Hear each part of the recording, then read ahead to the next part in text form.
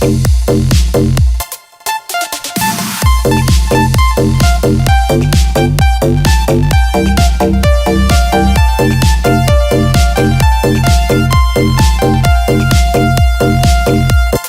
cầu đi quán, đi bán lợn con, đi mua cái xong đem về đun nấu, mua quả dưa hấu về biếu ông bà,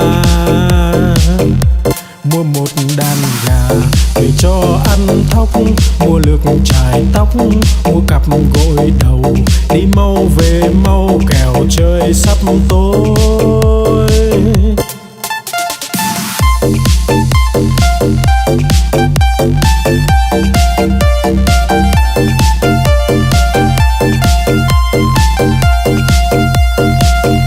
Đi cầu đi quán, đi bán lợn con, đi mua cái xong đem về đun nấu, mua quả dưa hấu về biếu ông bà, mua một đàn gà về cho ăn thóc, mua lược chải tóc, mua cặp gội đầu, đi mau về mau kẻo trời sắp tối.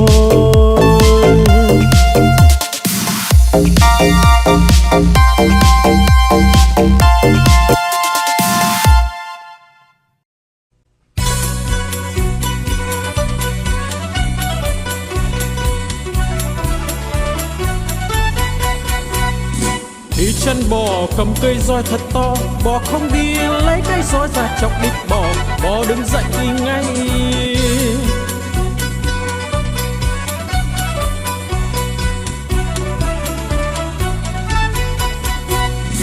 Đi chân bò cầm cây roi thật to, bò không đi lấy cây roi ra chọc đít bò, bò đứng dậy đi ngay.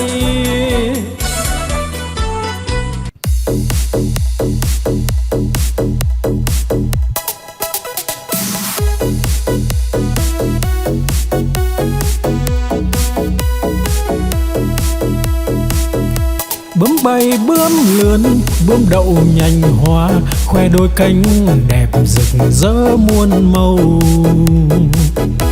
Bướm bay bướm lượn, bướm đón mùa xuân, vàng xanh đỏ tím, bướm bay dợp trời.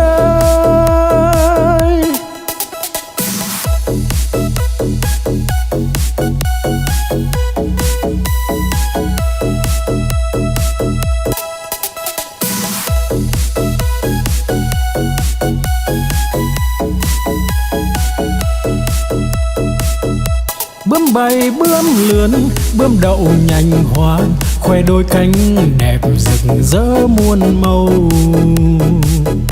Bướm bay bướm lượn, bướm đón mùa xuân, vàng xanh đỏ tím, bướm bay dợp trời.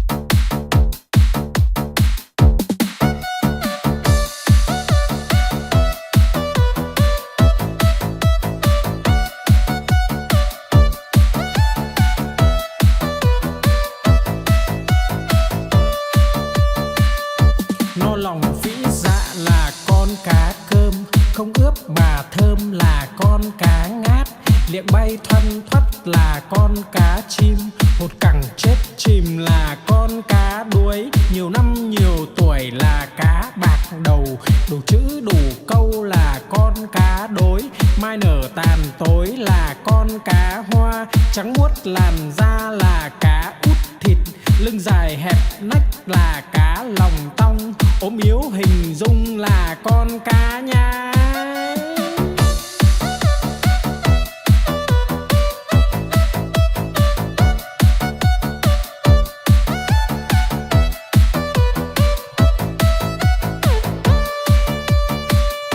No lòng vĩ dạ là con cá cơm, không ướp mà thơm là con cá ngát, liệng bay thoăn thoắt là con cá chim, hột cẳng chết chìm là con cá đuối, nhiều năm nhiều tuổi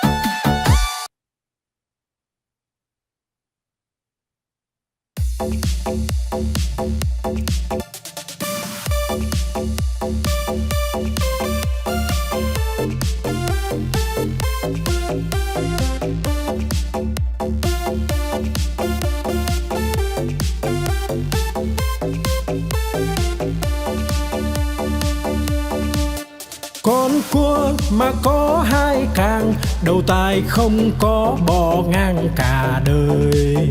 Con cá mà có cái đuôi, hai vây ve vầy nó bơi rất tài. Con rùa mà có cái mai, cái cổ thụt ngắn thụt dài vào da. Con voi mà có hai ngà, cái vòi nó cuốn đồ nhà đồ cây. Con chim mà có cánh bay, bay cùng Nam Bắc Đông Tây tỏ tường.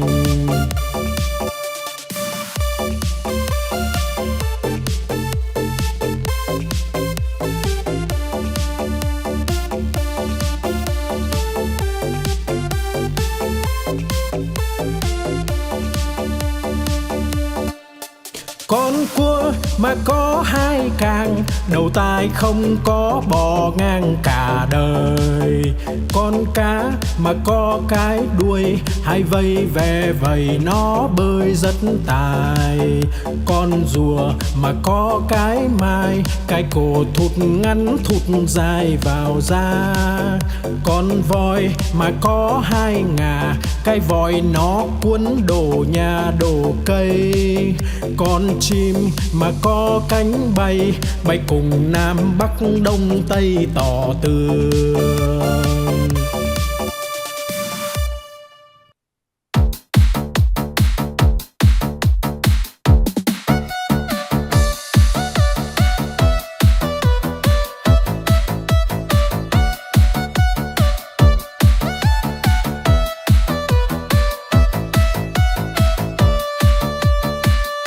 No lòng phĩ dạ là con cá cơm, không ướp mà thơm là con cá ngát. Liệng bay thoăn thoắt là con cá chim, hột cẳng chết chìm là con cá đuối. Nhiều năm nhiều tuổi là cá bạc đầu, đủ chữ đủ câu là con cá đối. Mai nở tàn tối là con cá hoa, trắng muốt làn da là cá út thịt. Lưng dài hẹp nách là cá lòng tong, ốm yếu hình dung là con cá nhái.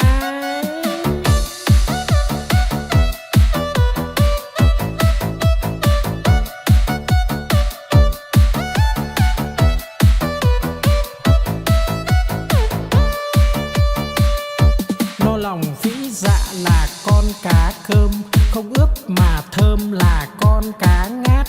Liệng bay thoăn thoắt là con cá chim, hột cẳng chết chìm là con cá đuối. Nhiều năm nhiều tuổi là cá bạc đầu, đủ chữ đủ câu là con cá đối. Mai nở tàn tối là con cá hoa, trắng muốt làn da là cá út thịt. Lưng dài hẹp nách là cá lòng tong, ốm yếu hình dung là con cá nhái.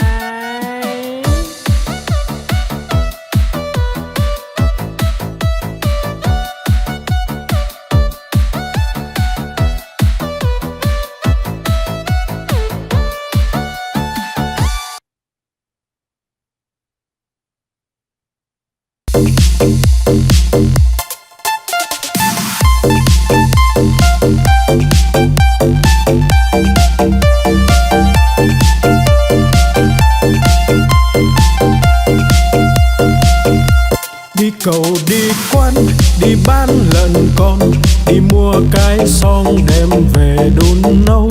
Mua quả dưa hấu về biếu ông bà, mua một đàn gà về cho ăn thóc. Mua lược chải tóc, mua cặp gội đầu, đi mau về mau kẻo trời sắp tối.